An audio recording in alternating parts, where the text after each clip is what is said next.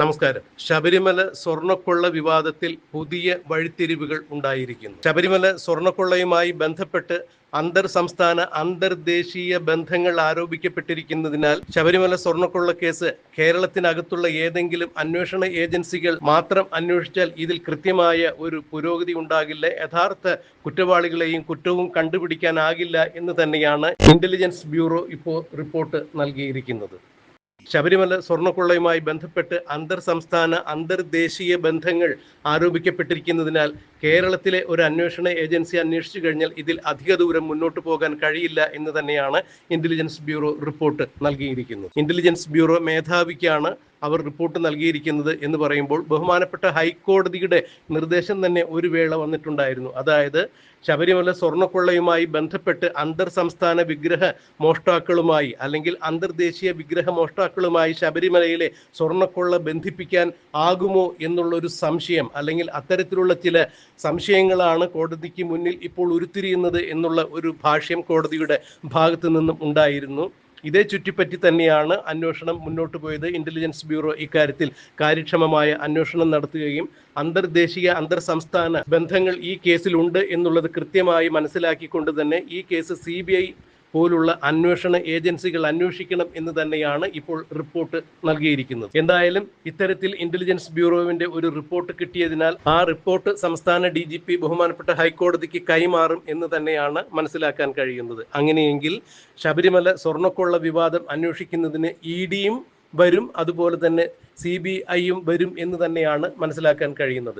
ശബരിമല സ്വർണ്ണക്കൊള്ള ഇടപാടുമായി ബന്ധപ്പെട്ട് കള്ളപ്പണ ഇടപാട് നടന്നിരിക്കുന്നു എന്നുള്ള വ്യക്തമായ സൂചന ലഭിച്ചതിനാൽ ഈ കൊള്ളയുമായി ബന്ധപ്പെട്ട് ശബരിമല സ്വർണ്ണക്കൊള്ളയുമായി ബന്ധപ്പെട്ട് എല്ലാ ഫയലുകളും തങ്ങൾക്ക് ലഭ്യമാക്കണം എന്ന് ആവശ്യപ്പെട്ടുകൊണ്ട് ED ബഹുമാനപ്പെട്ട ഹൈക്കോടതിയെ സമീപിക്കുകയുണ്ടായി. എന്നാൽ ബഹുമാനപ്പെട്ട ഹൈക്കോടതി പറഞ്ഞത് നിങ്ങൾ കൊല്ലം വിജിലൻസ് കോടതിയിൽ ഇതുമായി സമീപിക്കൂ എന്ന് തന്നെയാണ്.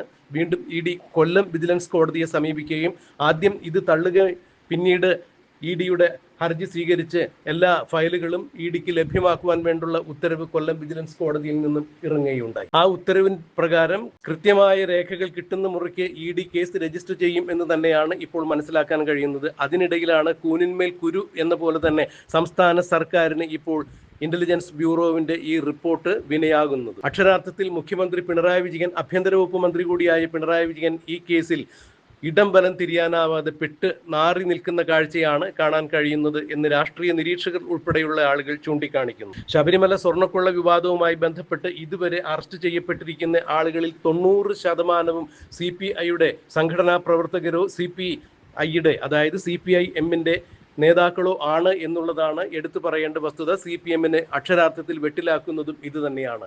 ശബരിമല സ്വർണ്ണക്കൊള്ളയുമായി ബന്ധപ്പെട്ട വിഷയങ്ങൾ തന്നെയാണ് തദ്ദേശ സ്വയംഭരണ സ്ഥാപനത്തിൽ CPMന് വൻപിച്ച പരാജയം സമ്മാനിച്ചത് എന്നുകൂടി പാർട്ടിക്ക് സമ്മതിക്കേണ്ടതായി വന്നു എന്നുള്ളതും എടുത്തു പറയേണ്ട വസ്തുതയാണ്. ഈ തരുണത്തിലാണ് ശബരിമല പെരുങ്കൊള്ള അന്വേഷിക്കുന്നതിന് വേണ്ടി CBI കൂടി വരുന്നു എന്ന് പറയുമ്പോൾ അക്ഷരാർത്ഥത്തിൽ ആഭ്യന്തര വകുപ്പ് മന്ത്രി കൂടിയായ പിണറായി വിജയൻ നടുങ്ങി വിറച്ച് നിൽക്കുന്ന കാഴ്ചയാണ് കാണാൻ കഴിയുന്നത്.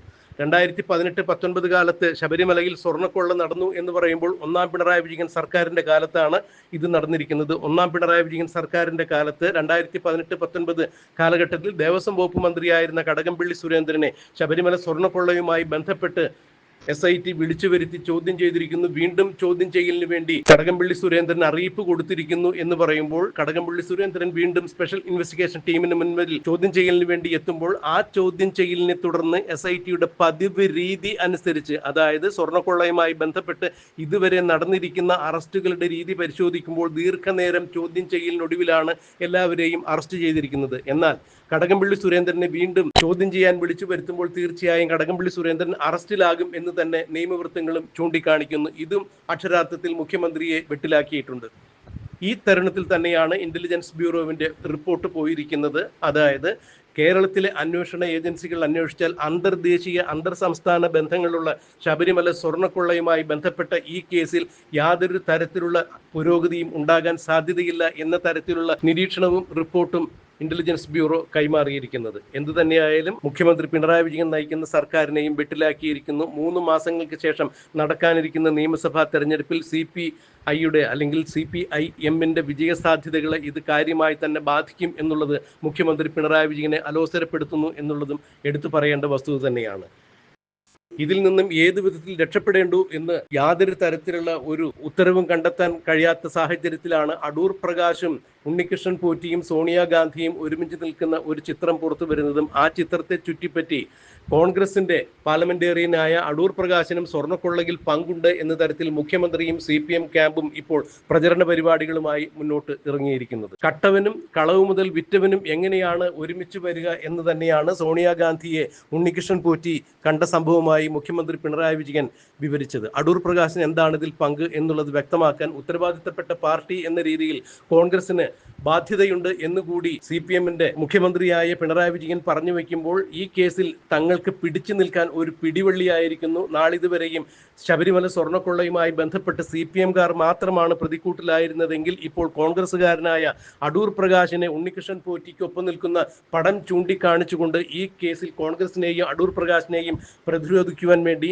മുഖ്യമന്ത്രിയും CPMന്റെ സൈബർ വിങ്ങുകളും ഒരുങ്ങിയിരിക്കുന്ന കാഴ്ചയാണ് കാണാൻ കഴിയുന്നത്. അങ്ങനെയെങ്കിൽ ഉണ്ണികൃഷ്ണൻ പോറ്റി മുഖ്യമന്ത്രിയുമായി നിൽക്കുന്ന പടം ചൂണ്ടിക്കാണിച്ചുകൊണ്ട് കോൺഗ്രസ് മുഖ്യമന്ത്രിയുടെ വാദത്തെയും പ്രതിരോധിക്കാൻ വേണ്ടി ഒരുങ്ങുന്നു. അതെന്ത് തന്നെയായാലും ശബരിമലയിൽ നിന്നും കടത്തിക്കൊണ്ടുപോയിരിക്കുന്ന ശബരിമല ശാസ്താവിൻ്റെ ദ്വാരപാലക വിഗ്രഹങ്ങളിൽ ചാർത്തിയിരുന്ന സ്വർണ്ണപ്പാളി വിദേശ വിഗ്രഹമോഷ്ടാക്കൾക്ക് വിറ്റിരിക്കുന്നു എന്നുള്ള വ്യക്തമായ സൂചന തനിക്ക് ലഭിച്ചു. ഒരു വിദേശ വ്യവസായിയിൽ നിന്നാണ് ഇത്തരം വിവരങ്ങൾ തനിക്ക് ലഭിച്ചത് എന്ന് മുൻ പ്രതിപക്ഷ നേതാവും ആഭ്യന്തര വകുപ്പ് മന്ത്രി കൂടിയായ രമേശ് ചെന്നിത്തല SITക്ക് മുന്നിൽ മൊഴി നൽകുകയുണ്ടായി.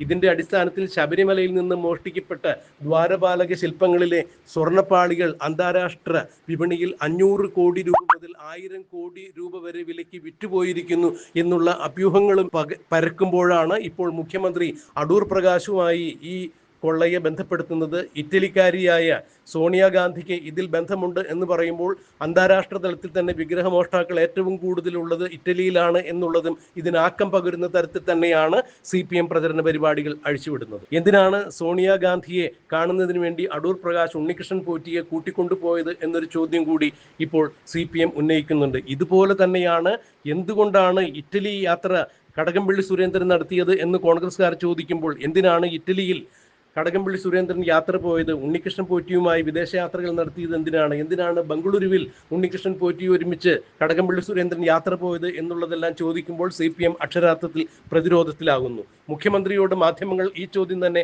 എടുത്തു ചോദിച്ചിട്ടുണ്ടായിരുന്നു. അടൂർ പ്രകാശിനെതിരെ ഇത്തരം ആരോപണങ്ങൾ ഉന്നയിക്കുമ്പോൾ സ്വന്തം പാർട്ടിയിലെ ദേവസ്വം വകുപ്പ് മന്ത്രിയായിരുന്ന കടകംപള്ളി സുരേന്ദ്രനോട് ശബരിമല വിഷയത്തിൽ എന്താണ് സംഭവിച്ചത് എന്ന് മുഖ്യമന്ത്രി എപ്പോഴെങ്കിലും ചോദിച്ചിട്ടുണ്ടോ എന്ന് മാധ്യമങ്ങൾ എടുത്തു ചോദിച്ചപ്പോൾ അത് കോടതിയുടെ മുന്നിലിരിക്കുന്ന വിഷയമല്ലേ, കോടതിയുടെ മുന്നിലിരിക്കുന്ന കാര്യത്തിൽ മറ്റെന്തെങ്കിലും താൻ അഭിപ്രായം പറയുന്നില്ല, എല്ലാം പുറത്തു വരട്ടെ എന്ന് മാത്രം പറഞ്ഞ് മുഖ്യമന്ത്രി ഒഴിഞ്ഞു മാറുന്ന രീതിയാണ് കണ്ടത്. കോടതിയുടെ മുമ്പിലിരിക്കുന്ന ശബരിമല സ്വർണ്ണക്കൊള്ള വിവാദവുമായി ബന്ധപ്പെട്ട് ഒരു ഫോട്ടോഗ്രാഫ് ചൂണ്ടിക്കാണിച്ചുകൊണ്ട് അടൂർ പ്രകാശിന് ബന്ധമുണ്ട് എന്ന തരത്തിൽ CPMും മുഖ്യമന്ത്രിയും MV ഗോവിന്ദനുമെല്ലാം പ്രചരണ പരിപാടികൾ അഴിച്ചുവിടുമ്പോൾ അത് കോടതിയുടെ മുമ്പിൽ ഇരിക്കുന്ന വിഷയമാണ് എന്നുള്ള ധാർമ്മികമായ ഉത്തരവാദിത്തമോ ബോധമോ കാണിക്കാത്ത മുഖ്യമന്ത്രിയും MV ഗോവിന്ദനും CPMും ഇവിടെ രാഷ്ട്രീയം കളിക്കുന്നു. അതായത് സ്വർണ്ണക്കൊള്ളയിൽ ഉടുമുണ്ടുരിഞ്ഞ് ജനത്തിന് മുന്നിൽ നാണം കെട്ട് നാറി നിൽക്കുന്ന CPMും മുഖ്യമന്ത്രിയും MV ഗോവിന്ദനുമെല്ലാം ഏത് വിധേനയും ഈ കേസിൽ പ്രതിരോധിക്കുന്നതിന് വേണ്ടി അടൂർ പ്രകാശ് സോണിയാഗാന്ധിയും ഉണ്ണികൃഷ്ണൻ പോറ്റിയും ഒരുമിച്ച് നിൽക്കുന്ന ഫോട്ടോ ചൂണ്ടിക്കാണിച്ചുകൊണ്ട് തടി തപ്പാൻ വേണ്ടി ശ്രമിക്കുന്ന ദയനീയമായ കാഴ്ചയാണ് കാണുന്നത്. ഇതിന് മുഖ്യമന്ത്രിക്ക് തെല്ലും ഉളുപ്പില്ലേ എന്ന് തന്നെയാണ് ഇപ്പോൾ കോൺഗ്രസ് നേതാക്കളും ചോദിക്കുന്നത്. ഉണ്ണികൃഷ്ണൻ പോറ്റിയും മുഖ്യമന്ത്രിയും ഒരുമിച്ച് നിൽക്കുന്ന ഫോട്ടോ ചൂണ്ടിക്കാണിച്ചുകൊണ്ട് സ്വർണ്ണക്കൊള്ളയുമായി മുഖ്യമന്ത്രിക്കും ഉണ്ണികൃഷ്ണൻ പോറ്റിക്കും ബന്ധമുള്ളതിലാണ് പോറ്റി മുഖ്യമന്ത്രിക്കൊപ്പം ഫോട്ടോ എടുത്തത് എന്ന് കോൺഗ്രസ് നേതാക്കൾ ആരെങ്കിലും ആരോപിച്ചാൽ മുഖ്യമന്ത്രിക്ക് എന്താണ് അതിൽ മറുപടിയുള്ളത് എന്ന് കൂടി കോൺഗ്രസ് നേതാക്കൾ ചോദിക്കുന്നു.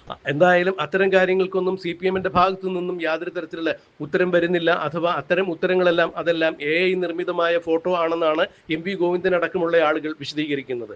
അതെന്ത് തന്നെയായാലും ശബരിമലയിൽ നിന്നും കവർന്നു കൊണ്ടുപോയ സ്വർണം എങ്ങോട്ട് പോയി, ഏത് മാർക്കറ്റിലാണ് വിറ്റഴിച്ചത്, ആരാണത് കൊണ്ടുപോയത്, എവിടെയാണ് വിറ്റത് എന്നുള്ള വിവരങ്ങളെല്ലാം ഇനിയും അന്വേഷണ ഏജൻസികൾക്ക് കണ്ടെത്താൻ സാധിച്ചിട്ടില്ല. ഇത്തരം കാര്യങ്ങൾ കണ്ടെത്തുന്നതിന് വേണ്ടി CBI വരണം എന്ന് ഇന്റലിജൻസ് റിപ്പോർട്ട് പോകുമ്പോൾ തീർച്ചയായും ആ റിപ്പോർട്ട് സംസ്ഥാന DGP റവാദ ചന്ദ്രശേഖരൻ ബഹുമാനപ്പെട്ട ഹൈക്കോടതിക്ക് കൈമാറുകയാണെങ്കിൽ തീർച്ചയായും ഈ കേസിലേക്ക് CBI അന്വേഷണം ഉണ്ടാകും എന്ന് തന്നെയാണ് മനസ്സിലാക്കാൻ കഴിയുക. അങ്ങനെയെങ്കിൽ തീർച്ചയായും അത് കേരളത്തിലെ ആഭ്യന്തര വകുപ്പിനെയും മുഖ്യമന്ത്രിയെയും കേരളത്തെ ഭരണത്തെയും തന്നെ ബാധിക്കും എന്ന് തന്നെയാണ് മനസ്സിലാക്കാൻ കഴിയുക. എന്താണ് സംഭവിക്കുക എന്നുള്ളത് കണ്ടറിയാം, കാത്തിരിക്കാം.